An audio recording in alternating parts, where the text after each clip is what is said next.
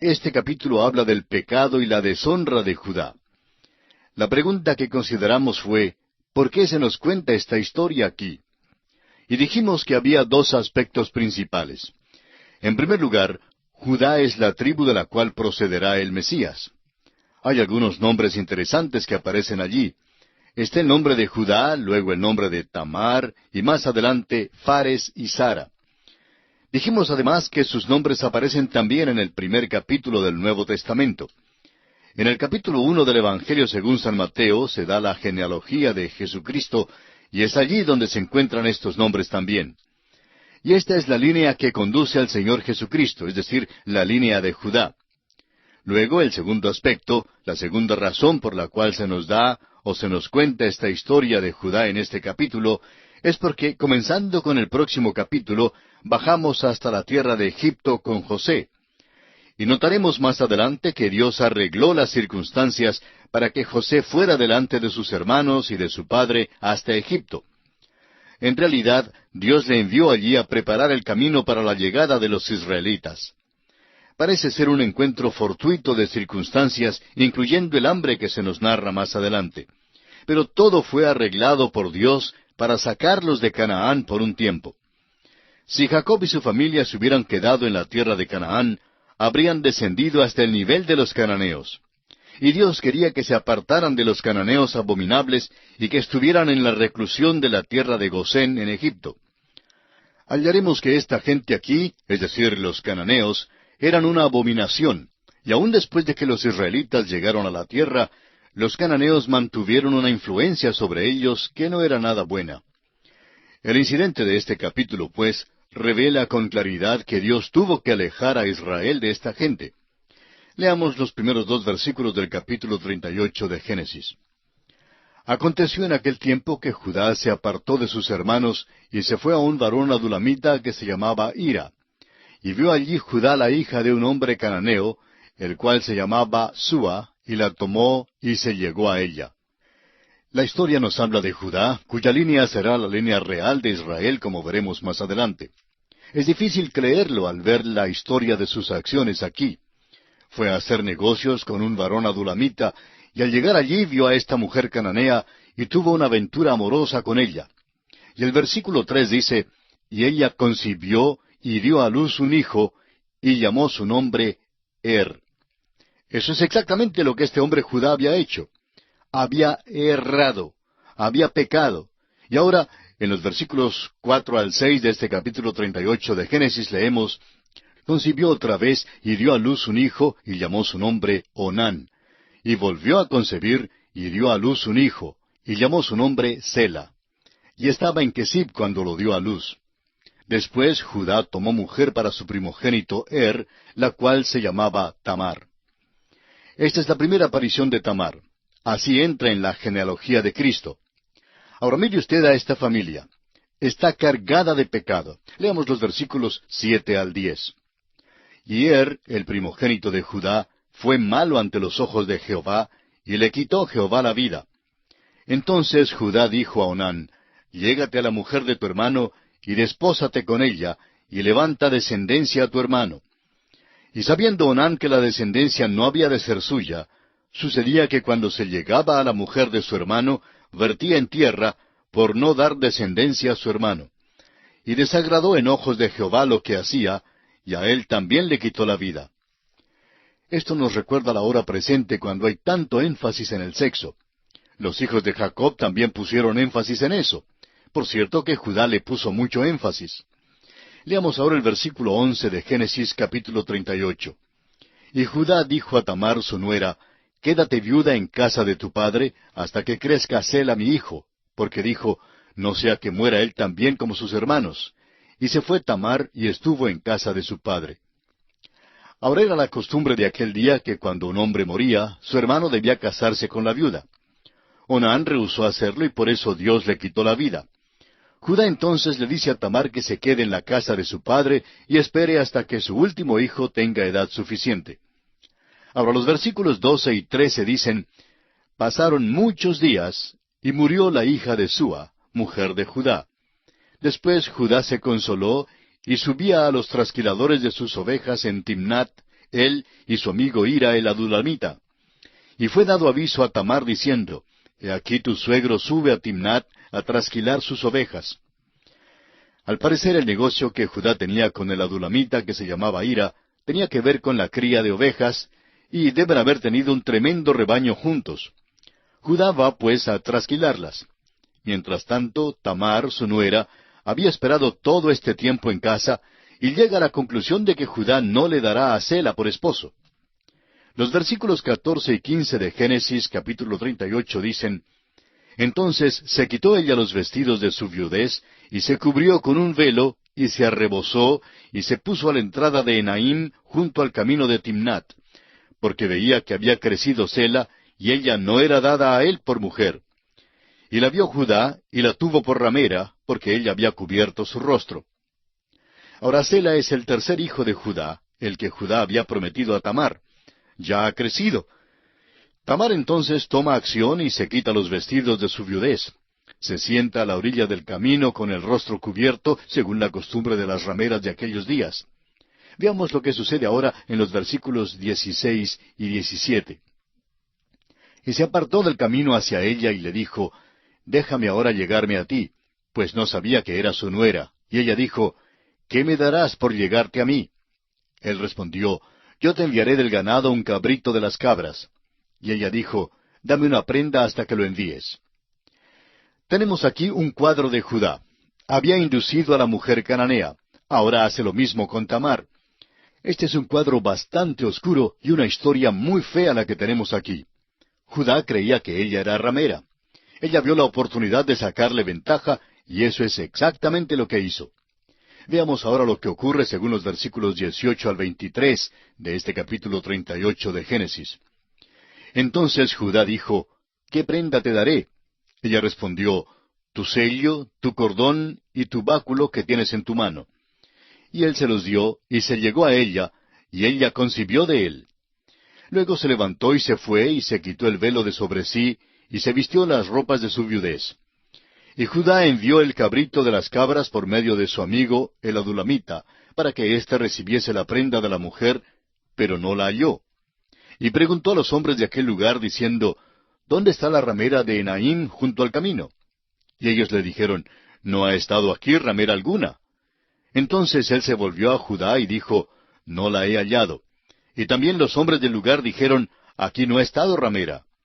Y Judá dijo, Tómeselo para sí, para que no seamos menospreciados. He aquí yo he enviado este cabrito, y tú no la hallaste. Judá se encuentra ahora en una posición bastante difícil. Buscan por todo el pueblo a la ramera, pero no la pueden encontrar. El versículo 24 revela el resultado de la acción de Judá. Sucedió que al cabo de unos 3 meses fue dado aviso a Judá diciendo, Tamar tu nuera ha fornicado, y ciertamente está encinta a causa de las fornicaciones. Y Judá dijo, Sacadla y sea quemada. Ese es Judá. Aquí tenemos el criterio moral de 2 caras. Amigo oyente, Dios no aprueba estas cosas de ninguna manera. Esta historia se relata aquí en la palabra de Dios, pero de ninguna manera significa que Dios lo aprueba. Él no quería que su pueblo se portara así, y Dios lo desaprueba. Ellos se están portando exactamente como los cananeos, y por eso Dios va a apartarlos de esta tierra y los va a llevar a la tierra de Egipto. Allí Dios los va a separar y los va a aislar en la tierra de Gosén para alejarlos de esta influencia tan terrible. Este episodio revela la necesidad de que Dios haga eso. Judá está portándose de una manera que es indecible por lo malo. El caso es que Judá está más presto a ver el pecado en alguien más, pero no puede notarlo en sí mismo. Nos recuerda de aquella vez cuando Natán fue donde David y le contó la historia del hombre que tenía la corderita. Cuando Natán dijo que el rico llegó y se la llevó, David estuvo pronto a condenar al rico. David reaccionó exactamente como Judá reacciona aquí. David dijo que el rico era digno de muerte. Natán entonces le declaró que David mismo era ese hombre. Es muy interesante que todos podemos ver con tanta claridad el pecado en otras personas, pero no podemos notarlo en nuestro propio ser. Ahora, la acusación contra Judá es realmente doble. Su pecado en sí mismo es terrible, pero además fue con su propia nuera. Esta es la manera en la cual vivían los cananeos. Nosotros creemos que estamos en una revolución sexual en nuestros días y que hay una nueva libertad sexual. Amigo oyente, por siglos los paganos han tenido libertad sexual. Eso es parte del paganismo y esa es la razón por la cual todos vivían tan vilmente. Esa es la razón por la cual fueron juzgados y quitados de la escena. Los cananeos han desaparecido. Dios los ha juzgado. Y eso debe constituir un mensaje para cualquier persona. Sin embargo, parece que muchas personas, aun entre los cristianos, no toman en cuenta este mensaje. Ahora, ¿le parece extraño que este capítulo esté en la Biblia? Se encuentra en la Biblia, amigo oyente, como una advertencia para nosotros. Se relata en la Biblia para hacernos saber que Dios no lo aprobó. Y explica por qué Dios sacó a Israel de esta tierra para llevarlos a Egipto. Ahora note usted lo que sucede cuando Tamar es traída a la presencia de su suegro. Leamos los versículos 25 y 26. Pero ella, cuando la sacaban, envió a decir a su suegro, «Del varón cuyas son estas cosas, estoy encinta». También dijo, «Mira ahora de quién son estas cosas, el sello, el cordón y el báculo». Entonces Judá los reconoció y dijo, «Más justa es ella que yo, por cuanto no la he dado a Sela mi hijo». Y nunca más la conoció. Judá iba a mandar que fuera quemada, pero ella dijo, «Quisiera que ustedes sepan quién es el padre del niño. Aquel de quien son estos artículos que les estoy mostrando, ese es el padre». Judá miró los artículos y tuvo que admitir que el sello, el cordón y el báculo eran suyos. Esto fue algo muy repulsivo aún para Judá. Pero así vivían los cananeos. Dios por eso tiene que sacar a su pueblo de la tierra de Canaán y apartarlos de aquella influencia. Hagamos una pausa aquí por un momento para hacer una aplicación. Recuerde usted que todas estas cosas están escritas para nuestra enseñanza. Sirven como ejemplo para nosotros. Oímos decir hoy en día que si vamos a testificar a esta generación y si vamos a comunicarnos con ellos, tenemos que descender a su nivel. Bueno, en realidad no estamos de acuerdo con eso. Dios nunca ha empleado ese método de testificar. Dios, bajo todas las circunstancias, siempre ha exigido que su pueblo viva en un nivel superior y elevado, dedicados a Él. Bien podemos imaginar a uno de los teólogos de hoy en día acercándose a Noé y diciéndole, «Hermano Noé, estás pasando todo tu tiempo trabajando en esa arca y es una tontería que lo hagas. Vamos a tener una fiesta grande en Babilonia esta noche. Acaban de recibir un embarque de marihuana y esta noche vamos a experimentar unas sensaciones excitantes y bellas. Serviremos la hierba y nos gozaremos mucho y vamos a hacer el viaje. No tienes que construir esa arca, ven con nosotros». Noé, por supuesto, rehusaría ir con ellos. Pero el teólogo le preguntaría, «¿Cómo piensas alcanzar a esta gente extraña de Babilonia? ¿Cómo vas a alcanzarlos a menos que estés dispuesto a bajar y a comunicarte con ellos?» Amigo oyente, el hecho es que Dios nunca mandó a Noé a bajar para comunicarse con ellos. Dios le mandó a predicarles su mensaje. Y eso es lo que nos manda a hacer hoy en día. Dios nos ha enviado a compartir su mensaje. Y estamos firmemente convencidos que el pueblo de Dios hoy día debe estar firme. Dios nunca nos mandó a acomodarnos mejor. Dios nos ha mandado a entregar el mensaje de la palabra de Dios. Nos preocupan aquellos hombres que tienen miedo de perder las multitudes que tienen delante de sí y hacen todo lo posible para asegurarse de tener siempre un gran público al cual hablar. Tantos de ellos tienen muchos problemas, grandes problemas. Pero amigo oyente, Dios simplemente nos manda a predicar el mensaje del Evangelio. Se dice del Dr. Scofield, que fue convidado a predicar en el estado de Carolina del Norte, en los Estados Unidos. Era una noche lluviosa y muy pocas personas llegaron para escucharle. El pastor de la iglesia sintió la necesidad de disculparse ante el Dr. Scofield. Se le acercó y le dijo que sentía muchísimo que solo unas pocas personas hubieran llegado para escuchar a un hombre de la capacidad del Dr. Scofield. El Dr. Scofield respondió al pastor, «Mi señor tuvo solamente 12 hombres con quienes hablaba, y siendo que él tuvo solamente 12 hombres y nunca se quejó, ¿quién soy yo para quejarme con solo pocas personas para hablarles?»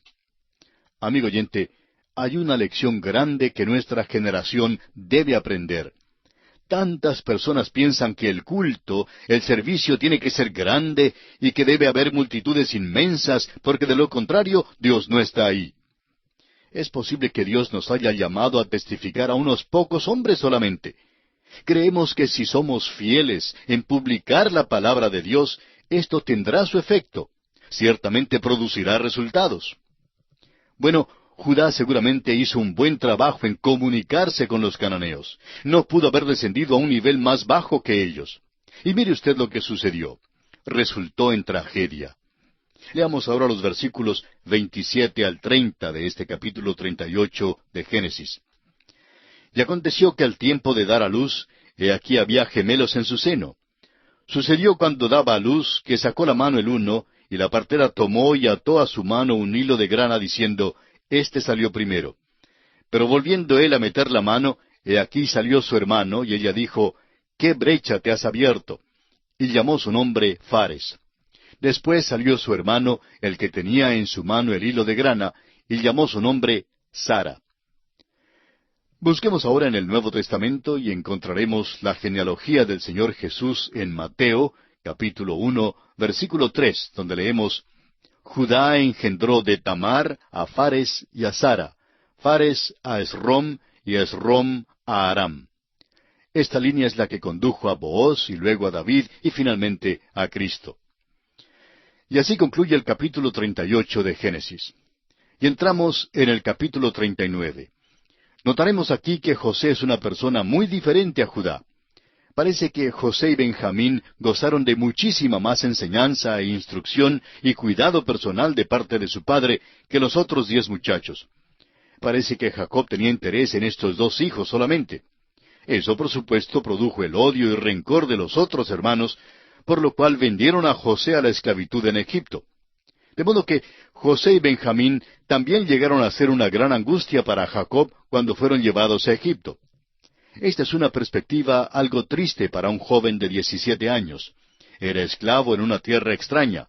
Ciertamente no había nada en el aspecto visible que le trajera cualquier ánimo al corazón. Parece que José tiene lo que comúnmente se llama mala suerte. Aún en la tierra de Egipto, parece que al punto en que las cosas andaban afablemente para él, algo malo le sucedería. Siempre sucedió con un propósito, aunque fuera difícil que José viera ese propósito al principio. No hay ninguna persona en todo el Antiguo Testamento en cuya vida el propósito de Dios se viera con más claridad que en la vida de José. La providencia de Dios se manifiesta en todos los detalles de su vida. La mano de Dios estaba sobre él y la dirección del Señor es evidente. Pero José fue el único patriarca al cual Dios no apareció directamente, según lo vemos en el texto de la Escritura. Dios apareció a Abraham, a Isaac y a Jacob, pero no así a José. Sin embargo, la dirección de Dios en su vida se ve con más claridad que en cualquier otra vida. Es el ejemplo del Antiguo Testamento de lo que el apóstol Pablo dice en Romanos 8:28. Y sabemos que a los que aman a Dios, todas las cosas les ayudan a bien, esto es, a los que conforme a su propósito son llamados. José lo expresó a sus hermanos en la siguiente manera, Vosotros pensasteis mal contra mí, mas Dios lo encaminó a bien, para hacer lo que vemos hoy, para mantener en vida a mucho pueblo. Todo parecía andar mal en su vida al principio, y todo el mundo parecía oponerse a él. Mirándolo desde un aspecto exterior, todo parecía oscuro y terrible. Sin embargo, cada paso muestra a Dios realizando un propósito bueno y superior en la vida de José. Esto encierra una lección práctica para nosotros cuando todo parece andar mal en nuestro camino. Porque el Señor al que ama, disciplina. Si somos hijos de Dios, en la voluntad de Dios, podemos estar confiados que nada pasará a un hijo de Él sin su permiso.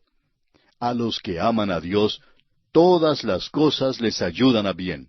Inclusive las desgracias, las angustias y los sufrimientos sirven para nuestro bien y para la gloria de Él.